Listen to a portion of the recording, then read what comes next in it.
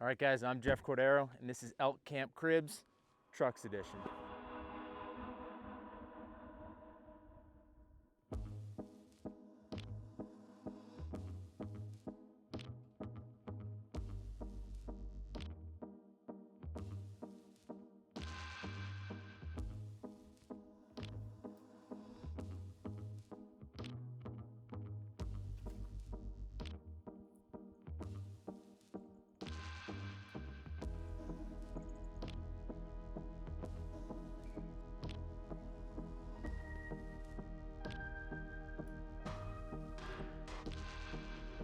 As you guys know it, this is the truck that I won from Total Archery Challenge, and I drove this thing all the way out here across the country to go on this elk hunt. And this is pretty much how I use this truck for this hunt. We got the rooftop 10, we got a lot of stuff that we're gonna go over, but this F-150 Lariat, it's way too wide for a lot of the trails that are here. We have this custom Arizona scratch job all down both sides, so that's awesome. Who doesn't want that on a new truck? Let's start walking around, showing you guys all the stuff that I brought, stuff that I used, stuff that I didn't use, and how I used it. We have our archery range. This is the Reinhardt 18-1 target. This is one I shoot broadheads with at home, and brought it out here because it's the smallest one I got, but it's a really good target. So let's go inside the truck, show you guys what we're working with here. It's kind of chilly at the night, so we have our kitchen station right here, just a regular jet boil. We got coffee pot.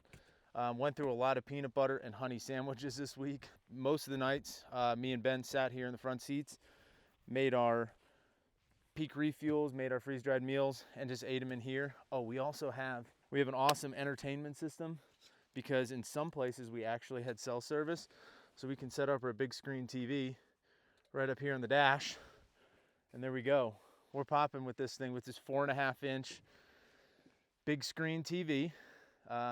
We watched Thursday Night Football a couple times. We watched some Trailer Park Boys. We watched Tires. It was a good time, but yeah. So let's keep working our way through the truck, see what else we got. That's just the front seat. That's the kitchen. Come to the back. Got our dirty laundry bag, our hamper bag, mostly just socks and underwear. Bow case with the extra bow in it. We got our dudes. These are mostly camp shoes because hiking around in boots all day on this rough, gravelly terrain kind of sucks. So we just went with the Hey Dudes. And we have this cooler in here. This one is just full of waters, and it had some awesome First Form energy in it, but we drank most of that this whole trip. So water's a refrigerator. You always got to stay stocked up, stay hydrated. Get these gear pods. I didn't actually use these as much as I thought I was going to.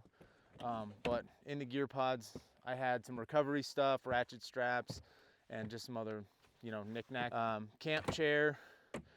This actually has a shower, this little 5-gallon thing, but with it being like 42 degrees right now, I particularly don't want to get naked and get wet.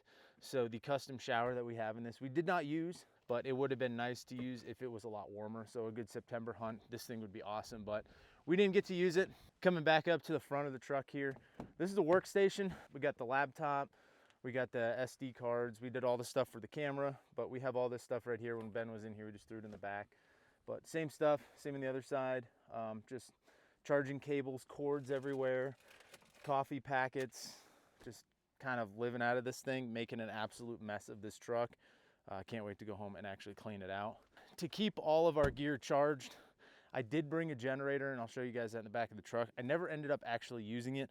What I actually have is this Dark Energy solar panel. We use this to charge a lot of these little battery packs that we had. These are the Dark Energy Poseidons, 10,000 milliamps. And then I had a bigger 20,000 Anchor one that we used.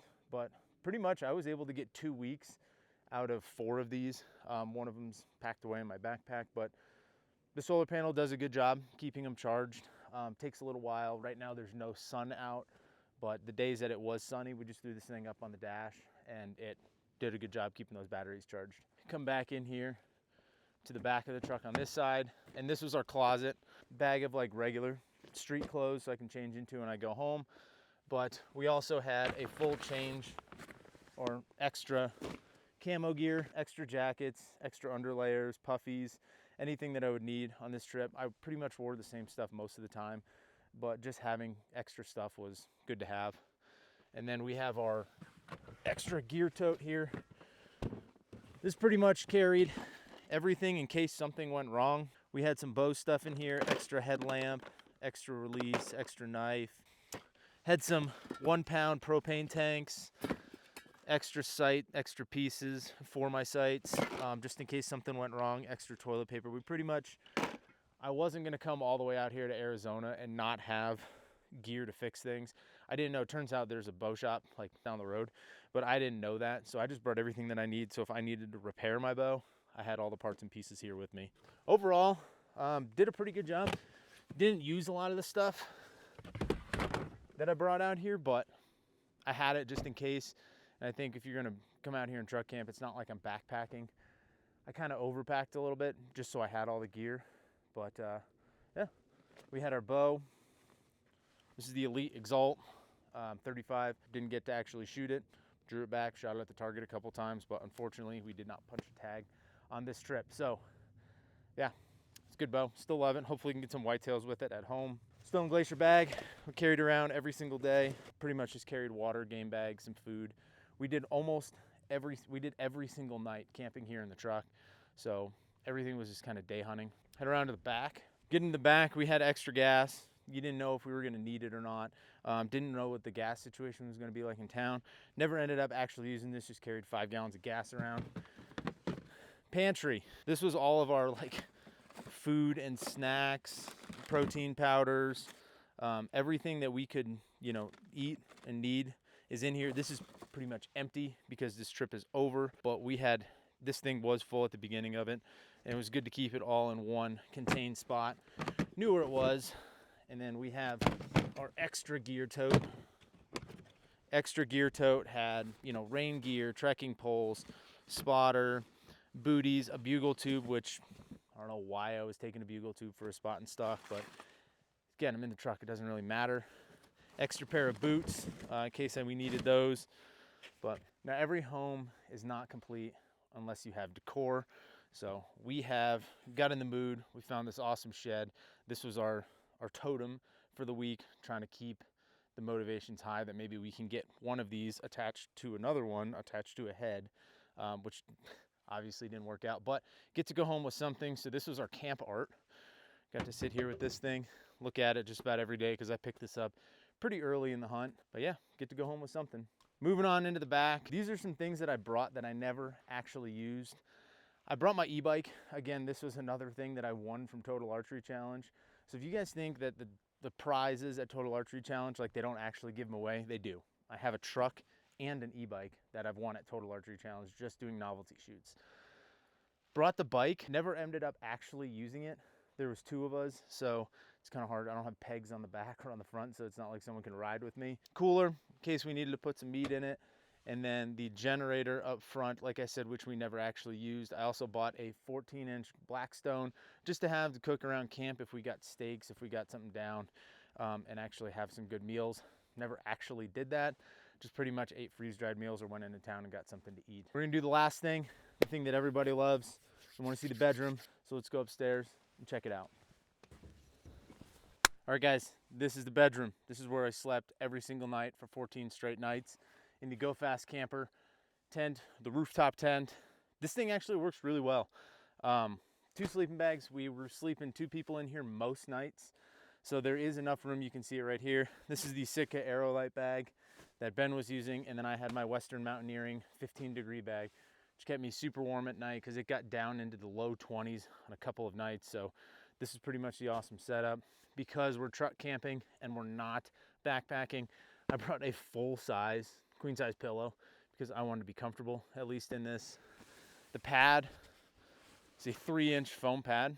It's, for what it is, it's really, really good. It's better than sleeping on the ground. It's better than sleeping on an air mattress. The only issue that we ran into with this tent, with it being so cold with 2 people in here, is that it condensated really bad at night. So sometimes we would wake up in the morning and the whole side would just be covered in icicles. We had every vent in this thing closed. Right now it's open because we're drying it out, but we had it closed every single night to keep as much heat in here as possible. So with this condensating at night, in the mornings, we'd have to leave this up and let it dry out. One thing that I did make an adjustment to this Go Fast camper, if you're someone who overlands or wants to get this, is I put these marine stick-on carpet squares on the top. This is just a piece of plastic for the top roof here, and everything I read on the form said this condensates super bad. So we made this adjustment by putting this foam or this carpet squares on the top, and we never got the feet of our bags wet, because if this gets wet and condensates, it's gonna run down, it's gonna soak the end of your bag. So by putting this up, it shouldn't mold, it shouldn't go bad, and it kept the condensation off the roof and pretty much just kept it on the side. Opening this thing up, airing it out for 20 minutes, dried off. Other than that, this Go Fast camper tent worked extremely well. I'm very pleased with it. Can't wait to actually use it again because I was so impressed with it. Yeah, for the bedroom, nothing super special. Yep. All right, guys, that is it for Elk Camp Cribs Trucks Edition. If you guys found this video informational, or you thought this was cool, or you thought some of the stuff I brought was lame, drop it in the comments down below, let me know, because I want to improve this thing and make it better so the next time I come out here to use it, I'm not taking stuff I'm not using, and I'm getting other stuff that's going to help me hunt better or stay more comfortable. So if you guys got a comment, drop it down below. Hit the like button, subscribe to the channel, and we'll catch you on the next video.